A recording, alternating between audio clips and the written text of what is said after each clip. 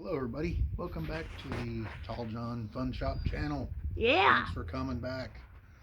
All right, we're gonna talk about something that's I think some people think are gross. I do. Yeah.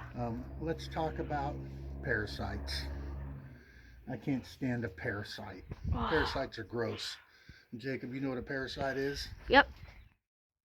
Tell me, tell me, tell me some parasites that you can think of.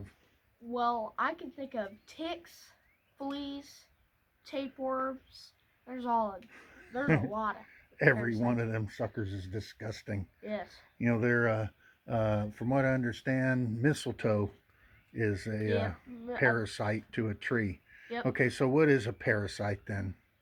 Well, parasite. Let's say you eat, okay, Yeah.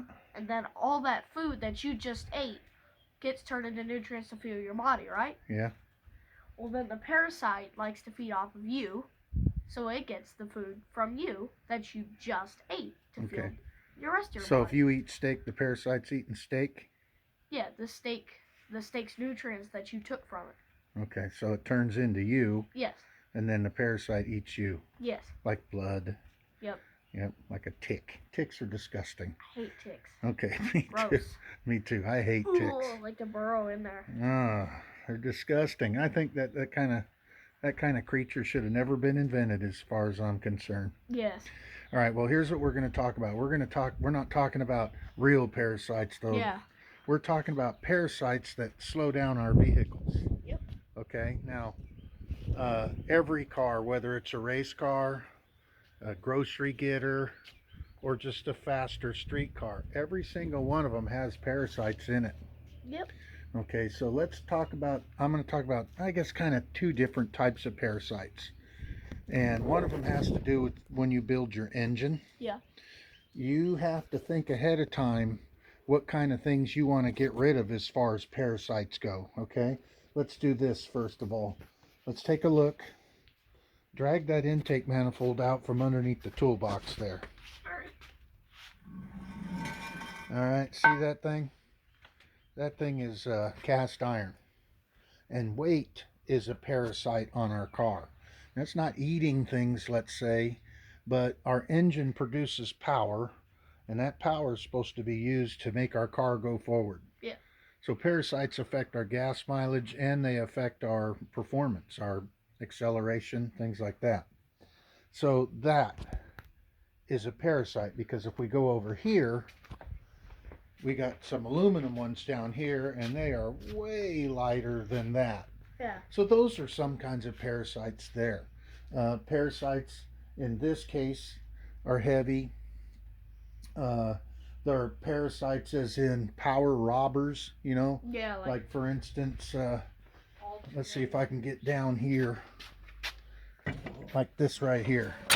That's stock Magnum exhaust manifold right there.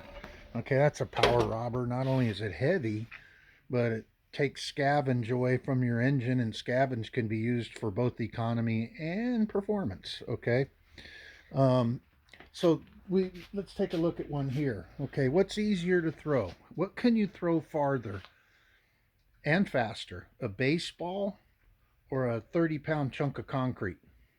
Baseball, obviously. Okay, so if you're a piston and you're throwing a crankshaft into rotation, obviously lighter crank, lighter parts and pieces would help you throw that ball further. Well, your ball is that car. Okay, well, that's what we have here is an aluminum flywheel and a multi-disc clutch. And see how much smaller that's for a small block. Well, it's not just for a small block Dodge, but that came off of a small block. And you see how small that clutch is in diameter? Yeah. That keeps the weight to the center. That's an important thing. That's a power, that saves power there. Instead of pushing a big heavy flywheel, it pushes your car instead. Yes. Now, by the way, this is probably not the best for most drag cars. It could be fine, but that was used in circle track. So we're not necessarily talking about those power robbers, though. We're not talking about those parasites.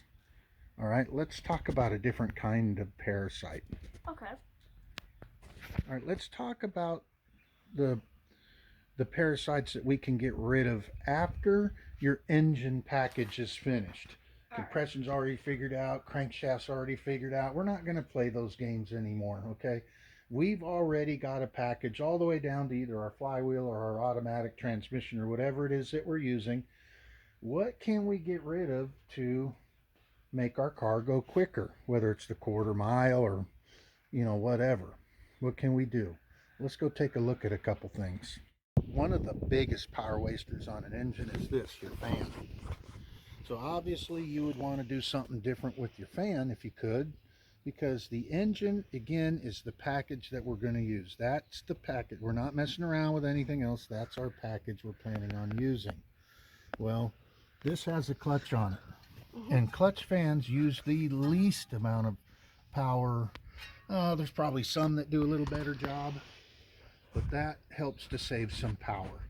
Another thing that robs power is a fan shroud, but you may need one to keep your engine cooler. So some of these things you may not want to do because you got to have your car go down the road. So in this car, being that it's a faster street car, we have a clutch on it that came factory with this alternator. This alternator, I've heard people say 15 horsepower. I've heard people say 30. I don't really know. I looked for some dyno tests on YouTube. Couldn't find anybody that was doing it. I'm sure they're out there, but I didn't find them. In any case, that alternator takes a lot of power. So what can we do about that? Okay, well, one of the things we can do is we can put a smaller pulley down here on the crankshaft. That will slow down the water pump.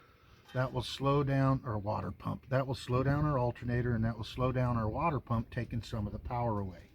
Now, one of the things about slowing it down that works is, you see, this fan takes power to turn, but that water pump doesn't take a lot of power to spin the water pump itself, but it makes water pressure inside. I've heard different numbers, but in any case, if you're going to make 7 to 15 pounds of water pressure inside here, it's going to take a lot of power away, especially when the thermostat's closed. You got a bypass hose that helps you, but that's to slow all that down is not a bad idea. Holmes's 56 Chevrolet, and it is an intentional race car. Now this car will run on the street. It's got lights, it's got all the things you need to go down the road, but it is intended for racing. Yep. So let's just take a couple of quickie looks at some parasitic things that have been eliminated. Let's start with the wheels. Okay. Anything that rotates is a parasitic loss, so you want those as light as possible. We got aluminum wheels back here. Okay, anything that rotates is weight plus rotation. We don't want it.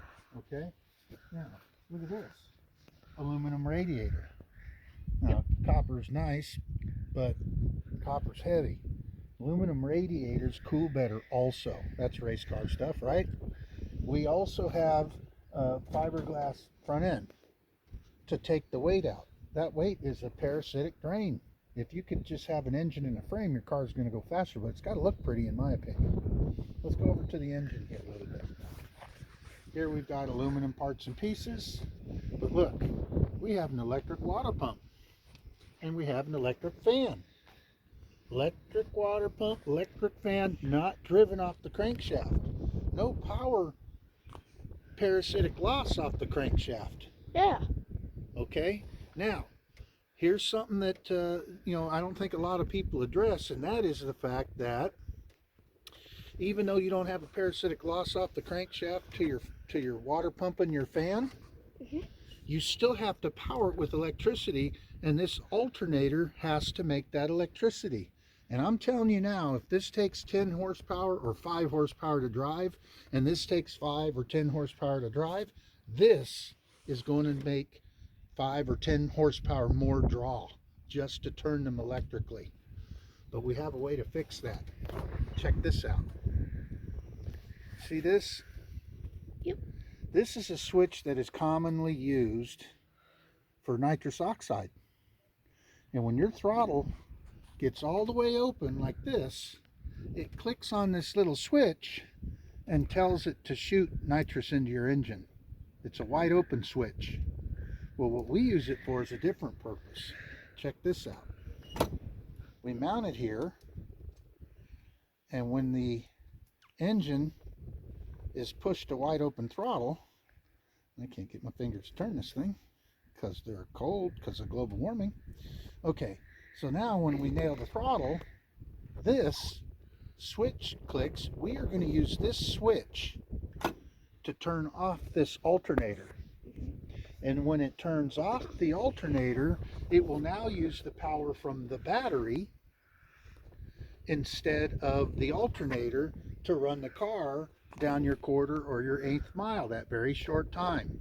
And as soon as you get to the end of the strip, you go back to idle, boom, your alternator turns back on, recharges your battery, and operates all your electronic goodies. But you already have power stored in your battery, and that stored power is free. So we get to use that power for our quarter mile or our eighth mile, whichever we're doing. And when that's all done being used, we let off the throttle and we put the power back with our alternator. So let's show how that works. All right. All right, Jacob. So here's our basic drawing of what we're trying to do here to get this thing to work. If you look at a cubed relay, it actually has the drawing on the back that tells you all the different pegs and what they are. And if you look on this side carefully, you can see the numbers are on here, so you know what this peg is, you know what each peg is. So I've drawn on this one here. I went ahead and drew, peg number 85, number 86, number 30, number 87, number 87A. All those are here. Here's your toggle switch here. I kind of screwed it up, but I wanted to show off and on, so I switched that. But anyway, so what we do is on the alternator on Combsies, when you turn on the ignition switch, it sends power to the alternator to this little lead. This is your big 10 gauge, your big heavy wire that goes to your battery. This is your little 10 gauge, or 10 gauge here. This is our little wire. And so what we do is we bring it down here and we connect it to position 87A. 87 is left empty. We hook our power from our ignition switch that was going to our alternator, now goes to position 86. It has a jumper wire and goes to position 30. Then our 85 peg goes up to our carburetor switch, and there's two wires on there, and the other one comes to a ground. Okay, so when we turn the ground on, it turns on the relay, and when the relay comes on, it disconnects these two wires and connects it to here, which is going nowhere, which turns off the alternator and allows the alternator just to freewheel. Now we're using the battery power that's all stored up, and it is allowing our eliminating as much as we can parasitic loss. Okay. All right. Now this is what we're going to do to the Roadrunner, and this is 69 or older Mopars. And this one we're doing a little bit different. Like I said already, we're going to get the ignition hotter. When the alternator gets turned off, the voltage goes from say 14 volts down to maybe 12, and the ballast resistor is knocking power down. We don't want to knock too much power out of our coil. So what we did here is, here's our regulator, our voltage regulator. It used to have a power coming from our ignition switch. Well, we cut into that and we run that power to our relay, jumper over our relay. Then our middle peg goes to our regulator. Now that keeps our alternator working when we are not wide open. And the carburetor switch turns on when we go wide open, sends our ground here, turns on our relay, and switches this jumpered power to our ballast resistor on the coil side and puts a full 12 volts to our coil and gives us a hot spark for racing. As soon as we let off the gas, it goes back to the same old thing. And all of a sudden we're back to driving down the road. Everything's comfortable. But at least now we lose the power loss from spinning our alternator. And it's not as much as what's going to work on Combsy, but it'll help the Roadrunner. And it'll help your car too. So when you go to Sykeston, do all this stuff and get yourself another tenth or two. It will make more power to the rear wheels. Good idea? I hope you try it. It works. All right, so we got the wiring done. Yep. For the straight axle car. 1956 Chevy with a big block, 496 fat block. Okay, so we got the wiring done. Yep. For our new wide open throttle switch that's going to take care of what? Ticks and fleas. Remember? Yep. Parasite. All right, so here's what we did now. Here's our switch. And we'll do a little better cleanup with our wiring. We put a relay in the system. And then we've got some stuff down here to show us. Here's our voltage. You can see that. And what I'm going to do is I'm going to have you fired up. All right. Now we've already run it and tested it, okay? I'm going to have you fired up. We'll show the voltage. Then I'm going to click our switch by hand. Instead of going wide open, I'll reach in here and wiggle it myself. All right, so after we start it, then you come out here and we're going to, we're going to film all these different things. We'll do the voltage change, and then we're going to do the RPM change using the timing light. All right, so let's go ahead and do this and show it to the peeps. All right, now this is probably, I'm going to guess and say 15 horsepower, could be more. There's a lot of loss on that fan and that water pump. Neither one of those are on there anymore, and the alternator obviously takes a pretty good chunk itself. It could be as high as 12 horsepower at wide open. Now don't forget, this is high RPM wide open throttle. Here's the beauty of this whole thing too. You're going to see a little bit of change at idle. This changes through the whole power curve, from max torque to max horsepower, front to top to bottom on the drag strip. You're going to have this power increase everywhere. It's not just you're going to increase torque. You're going to increase torque all the way. You're going to increase horsepower all the way. This affects the whole power range of the engine. It is a power gain, and it will turn into some significant time. Okay, let's do this. Go ahead and let's fire it up.